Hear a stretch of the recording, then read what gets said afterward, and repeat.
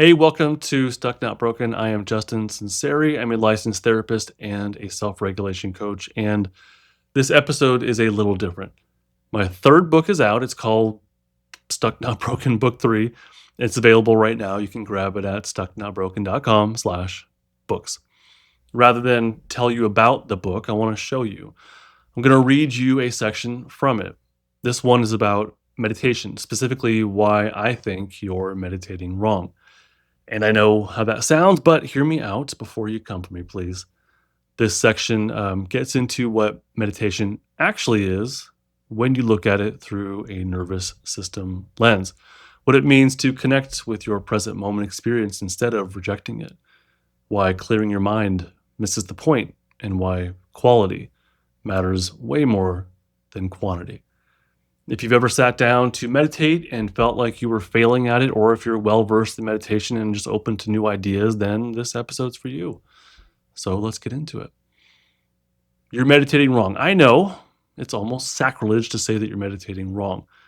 It's a very personal experience, right? It's highly individualized, different from person to person. I totally agree. And yet, I also think you're meditating wrong. Can we agree on this simple definition of meditation?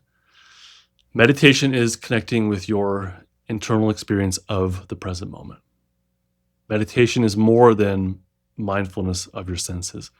Meditation brings your conscious awareness to your felt experience of the present moment. The felt experience of the present moment includes what your senses tell you, yes, but meditation also includes the other felt experiences within you that you typically neglect. These include the body level sensations of your emotions, such as heaviness when sad or heat when angry. Meditation can also reveal your polyvagal states impulses like collapsing from shutdown or tightening your fists from sympathetic activation. Meditation is about anchoring into safety, staying connected to the present moment, and consciously allowing your body's experience. So perhaps we need to extend our simple definition of meditation with this agreement. Meditation is connecting with your internal experience of the present moment, whatever it brings. That's the addition, whatever it brings. At least we can agree that this is an ideal of meditation that you and I will constantly fall short of. As a friend once told me, the present moment is not always a pleasant moment. Okay, so let's get back to why I think you're meditating incorrectly. Rejecting the present moment. When you meditate, I assume you're rejecting what comes up in the present moment. I assume you reject loneliness or regret, for example, when they arise. When you feel the impulse to clench your fist, you tell yourself that you shouldn't do so or feel that way. When you feel the heaviness of shutdown, you tell yourself to get over it. This is not meditation. Excuse me, it's not the ideal version of meditation. It's a start, a fantastic start, and we can build from there, no doubt. Not thinking. I also bet you think meditation means not thinking. Do you think meditation involves clearing your mind? This is a common misunderstanding in the meditation world, in my opinion. According to our ideal definition of meditation, clearing your mind would be a rejection of what arises cognitively in the present moment. And if you're rejecting an internal experience, that's not really meditation, is it? Well, Justin, how can I connect with my internal experiences if my thoughts won't shut up? That's a great question. It's a valid question. Your thoughts quieting down are a result of connecting to the present moment. Your thoughts are not the problem. The problem is rejecting your thoughts and trying to control them. When you allow and witness your thoughts, you reduce the friction of fighting them, and they will naturally calm down as a result. Have you heard the meditative invitation to watch your thoughts as they float through your mind? I like that idea a lot more than stopping your thinking or clearing your mind. But again, watching them float through your mind is a result of connecting to the present moment, not a skill in and of itself. When you're anchored enough in safety, your thoughts will calm and float on. You'll watch them out of curiosity without judging or banishing them. We are thinking beings, so let's not reject that. Allow your brain to have words and images and memories and logic and calculation and creativity. Yes, even when you meditate. In my deepest meditative experiences, I've found that my cognition, my thinking, is still fully functional, but different. It's calmer, it's more open, more curious. As I lead clients through the upcoming sequential skills in Book 3, they can still think and talk to me while they deeply explore the inner experience of the present moment.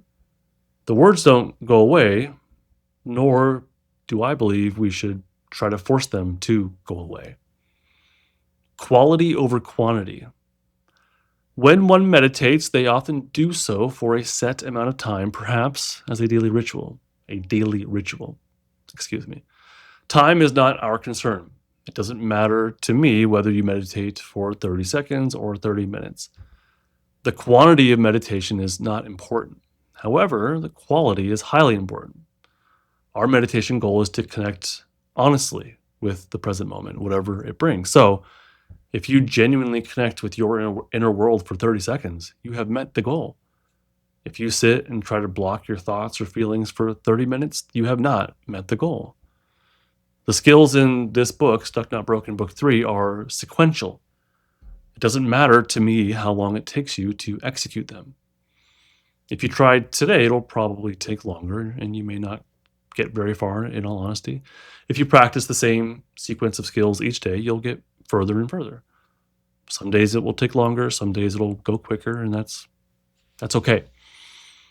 It doesn't matter to me, or it also doesn't matter to me, how many skills you use during a meditation practice. If you try a new skill today, you'll probably only get a couple of steps down the sequence. This isn't because you're doing anything wrong. It's perhaps because the skills further down the skill sequence are just too difficult for you as of today, just for now. I prefer that you be honest with yourself about what you can handle. If you can handle only the first couple of skills, then that's fine. Embrace it. Master those. Focus your efforts on those skills and master them. As you do, the skills further down the sequence become much more possible. Let's not worry so much about how meditation should or should not be. Let's focus on what is. Instead of saying, I should be clear-minded, what if you thought, my thoughts are scattered? You just told the truth. One statement is a should and a rejection. The other is an acknowledgement of the truth in the present moment. We don't fight it, we let it be while staying anchored in safety and asking what our felt experience is in the present moment. It's far more beneficial to inquire about the internal experience driving scattered thoughts than to try to force clear-mindedness. As you anchor into and build safety, this way of thinking spontaneously emerges, by the way. To sum it up, when I say you're meditating wrong, I mean you're trying to make it a certain way. You're rejecting the present moment. You're cutting off internal avenues of connection. You're more focused on the time spent meditating or on using more skills than on the quality of the experience.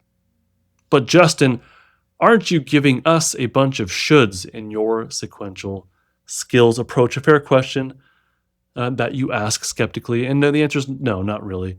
You can do whatever you want. I'm going to give you answers to the questions of what, how, and why. The skill sequence and the book and everything we do inside of the Academy is really built on answering these questions that people have asked over and over again, trying to bring clarity to the experience of, or the process of self-regulation. So I'm not saying you should do it this way or that way. I'm saying that the upcoming blueprint in Book 3 is more effective at achieving the idealized version of meditation that we agreed on earlier. And it's probably more beneficial than what you're probably doing, such as rejecting your thoughts and feelings or trying to shut your thoughts up for 30 minutes every morning. Realistic incremental progress. I'm not expecting you to achieve our idealized version of meditation today. I don't even expect you to sit silently and close your eyes. That might be too much, and it's very common for someone stuck in a defensive state. The moment they immobilize and close their eyes, they're open to danger, or at least experientially. Or when they look inward, they're immediately met with the pains waiting inside. Realistically, this won't be a home run for you in your first at bat. You won't get unstuck by doing just one meditative session. Realistically, it'll be challenging. Realistically, it might even be triggering. Realistically, you're going to feel like you're failing. So let's validate all of that right now and normalize it. Heck, we'll even eventually allow those experiences to exist. Instead of expecting to nail it on the first go or the second or the third, fully expect to try, pause, then try again. You're not failing. The fact that you're learning and attempting and practicing is a huge win. Huge. Every attempt builds or reinforces a skill, just like practicing anything else. You can't hit a baseball without missing a lot of times, right? As you swing and miss, you'll eventually hit the ball a little, and even if it goes behind you or off to the side, as you keep practicing, you'll eventually hit the ball forward within the field's boundaries. Eventually, you may even hit the ball over the fence for a home run. The same idea applies to drawing a portrait, playing a ukulele, scrambling an egg, and writing a haiku. No matter what you're learning to do, you'll quickly realize that to get better, you'll need to make minor adjustments to the individual acts. So back to hitting a baseball.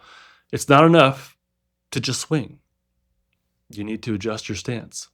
You need to step forward appropriately and angle your body as you swing the bat. Hitting a baseball isn't a skill. It's the result of an accumulation of much smaller skills plus practice. And before practicing, you gotta learn. Unstucking is no different. It's not a skill that you use today. It's the result of practicing several smaller skills that you learn first, which will eventually lead to unstucking your defensive state through practice. You're not going to get unstuck today, sorry to say, but can you learn something new? Yeah, you're doing it right now by reading this book or listening to this podcast. Can you practice one of the upcoming skills? No doubt you can. As you practice these skills, you're not going to fail, but you might decide to stop or to pause. You can stop and come back whenever you're ready to, which I will describe in the next section. Do you risk overwhelm? Yeah, you do, in all honesty, but the priority is staying anchored in safety, which should reduce the risk of overwhelm. And there are some guardrails built into Book 3 and its practices to prevent overwhelm. Even if you do experience overwhelm, that's not a failure, though. It's an opportunity to learn and to make an adjustment to your next intentional practice. Okay, that is it. That's the section. And if that landed for you, there's a lot more where it came from. Stuck Not Broken Book 3 is available now. The book walks you through a sequential skills approach to getting unstuck from a defensive state, step by step, skill by skill. It's not about doing it perfectly. It's about learning and practicing and building from where you actually are right now. You can get the book at stucknotbroken.com/books, along with the first two as well, stucknotbroken.com/books. Thank you so much for listening.